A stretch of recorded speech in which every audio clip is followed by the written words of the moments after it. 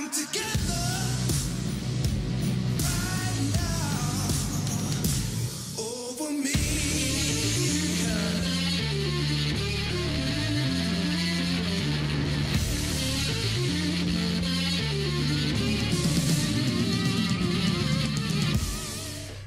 Well, welcome back, ladies and gentlemen, boys and girls, Justice League fans, and Skylander fans of all ages.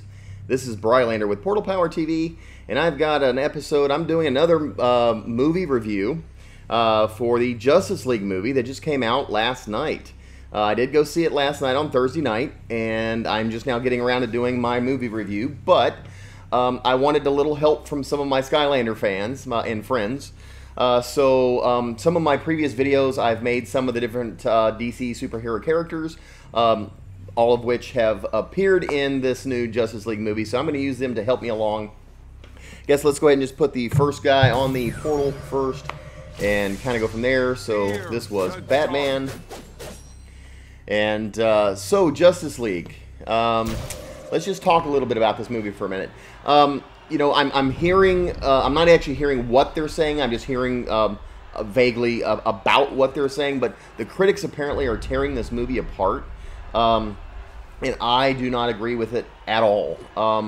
I loved the movie, I had a great time, it was a good time to have, I enjoyed myself watching this movie, and incidentally, this is a spoiler-free, I'm going to try to keep it, you know, no big plot reveals or anything like that, so don't be afraid. This is pretty much just my opinion of the movie and you know, a few brief things about it, but as far as what I felt about certain aspects of it. So anyhow, I had a great time watching the movie. I went with my daughter. I am a huge you know, DC superheroes fan. I'm a Batman fan, Superman fan, Wonder Woman, I mean Aquaman, all of those characters. The Flash, huge fan of the Flash. And you know, so I had my reservations going in, and I was hoping and praying that this movie would be good. And it turns out that, for me at least, it was. Now, I have heard other people complain that, you know, as these guys are uniting, and it doesn't feel like they have a cohesive team, and it seems jumbled, and everything's all over the place. For me, that's how it should have been. I mean, they're a brand new team coming together. They have never worked together. They're each used to working solo. And so it's going to be a little crazy, a little jumbled. You're mixing various different, completely different worlds together. And so to expect it just to be cohesive, you know, from the beginning to the end of the movie is not very realistic in my mind. And if it had been where it just all went together too quickly, too smoothly, too easily, it just wouldn't have felt, it would have felt forced to me. And this movie, it felt like it, you know, came together, you know, the way it would have if this had been reality, if it had been possible that we got superheroes and stuff like that, for as real as it could have been, for the way that Batman, you know, realized what happened, and he realizes, you know, that he's not going to be able to do this alone, and he's going to need help, and he's needing to recruit these other, you know, people with special abilities. You know, I just feel that the way that they went about that was great. So, incidentally, my Wonder Woman is here on screen at the moment. I'm going to put her up in this. Skills are beyond those of you can my kind of enemies. See her for a little bit. And then, let's see, we'll take her off, and we will move over to the Flash. Now, the Flash, I was both pleasantly surprised and disappointed with the Flash's character. A little dumber than I would like the Flash to have been. I mean, after all, he was a forensic scientist, and so I expected him to be just a little bit more, but he came off as really, you know, I don't want to say dim-witted, but he was a little dim-witted. And so I think that they could have not made him quite so dingy for my taste. I also was not a super big fan of the suit. I didn't care for the way they designed this suit and took it so far outside of almost anything we've ever seen from that perspective. I just didn't like all the wires and all that kind of stuff. I just felt they could have done something a little bit more with that.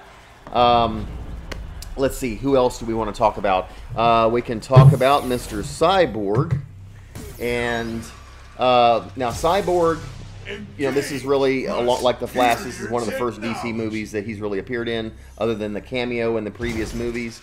I liked Victor Stone. He had a very human element to it, and I was afraid that they weren't going to get enough of his character, his backstory, you know, just as far as a little bit of his character in the movie. And they did actually a good job with many of the guys here. We know we've already met Wonder Woman. We know about her. We've already know Batman from the Batman versus Superman and so forth. But we did learn a little bit more about Victor, more so than we did Aquaman and even the Flash, I feel. But I did like the character, so I think you'll be pleasantly surprised with him. And let's see, we did the Flash. We got Aquaman, of course, Jason Momoa. This version of Aquaman, so far different than we've ever seen before. Now, the Remaginator that I just put on the portal, I have tweaked him a little bit, because previously I made him, you know, with the yellow hair and so forth and so on, and I went ahead and changed the head to be a little bit more conducive of the new movie. So anyway, we've got, this is our Justice League version of Aquaman, and but Jason Momoa changes everything we know about Aquaman in the respect that, now, this is what this guy looks like, how he carries himself. I mean, Aquaman's a badass, you know, probably for the first time, I think, ever. And definitely, you know, being able to see him just beat up the baddies the way he does, I think was, you know, not what we would have expected from Aquaman. They did make some jokes at his expense. Okay, hey, so you talk to fish, kind of thing.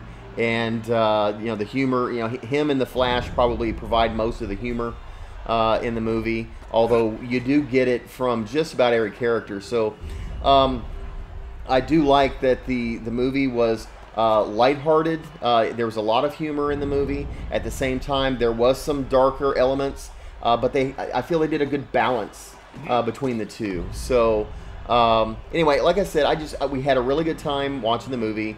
I was pleasantly surprised. I'm not feeling the way that all the critics are just bashing it and tearing it apart. And I think, you know, that they're just looking to that. You know, everybody just seems like, hey, this anticipation of this movie's out there so much. They're just looking for anything and everything they can just to tear it to shreds.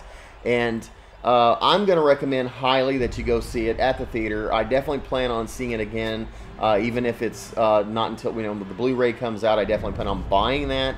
So I do plan on owning it, but love the movie. Last one we're going to put on the portal. I've got my character here, and kind of from the trailers, you kind of have suspicion of what may or may not happen.